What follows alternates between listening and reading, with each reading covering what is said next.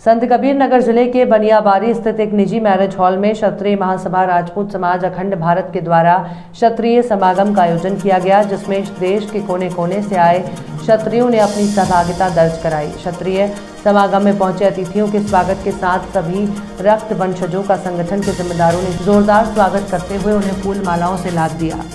देश के विभिन्न हिस्सों से आए रक्त वंशजों का स्वागत राजे रजवाड़ों के जमाने की याद दिलाते हुए नजर आए।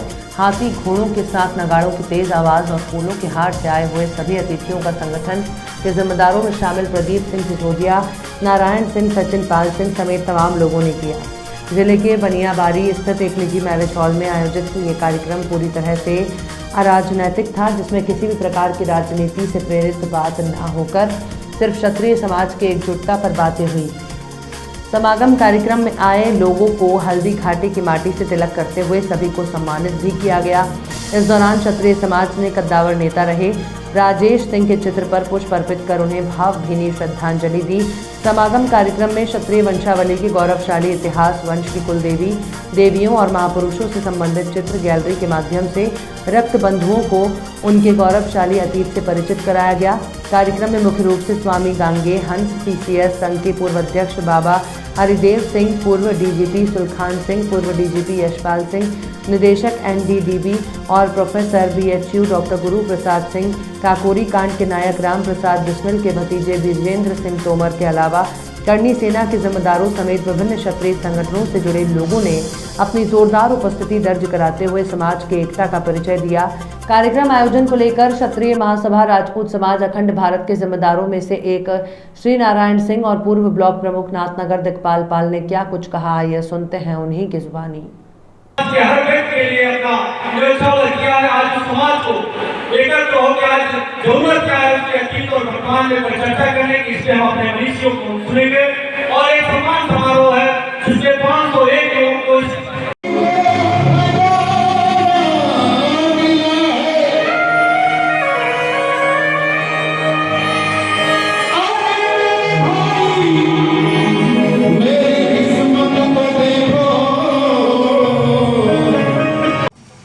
आज पूरे देश के क्षत्रिय समाज के सारे लोग एकत्रित हैं। ये क्षत्रिय समाज का एक चिंतन समारोह है।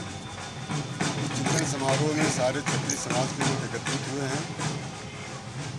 जो क्षत्रिय सोए हुए हैं अपने कर्म और मेहनत के से आगे बढ़ने के लिए उनको जगाने का कार्य आज चिंतन शिविर में किया जा रहा है।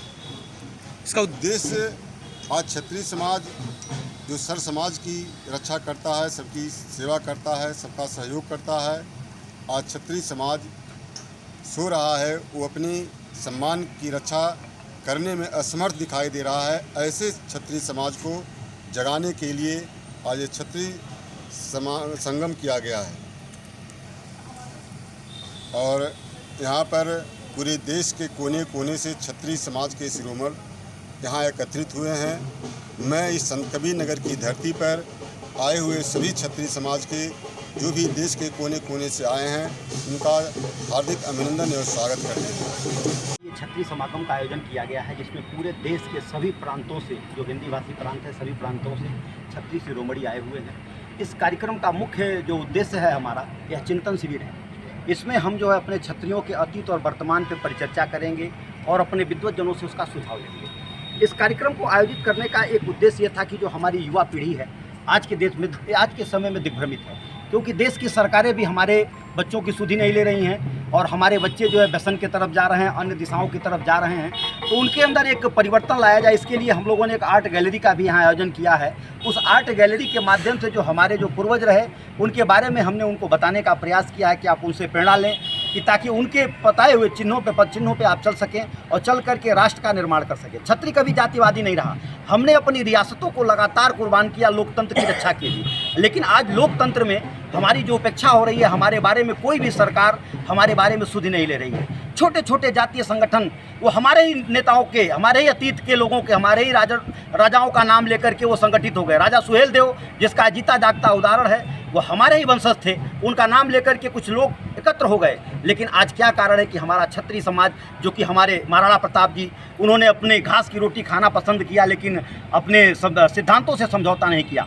उसी तरीके से क्षत्रियों को आज समझना पड़ेगा, क्योंकि हमारी रियासतें चली गईं, आज हमारी जो ज़मीनें हैं वो भी या सड़क निर्माण में जा रही हैं, या हमारे बच्चे दिग्भ्रमित हैं, वो कहीं न कहीं उसको बेचने का कार्य कर रहे हैं। उनको इस चिंतन शिविर से एक प्रेरणा मिले, जो हमारे विद्वत जन आए हैं उसमें कुछ उनको सुझाव दें, जिससे वो लड़के आगे कुछ अच्छा कर सकें, जो समाज और राष्ट्र के निर्माण में उनकी महती भूमिका हो सके। इसलिए आपके माध्यम से हम आह्वान करते हैं देश के सभी क्षत्रियों का कि आप सभी लोग एक मंच पर आकर के समाज के लोगों के बातों को सुन करके और उनसे सीख लेकर के राष्ट्र निर्माण में अपनी महत्वपूर्ण भूमिका अदा करें।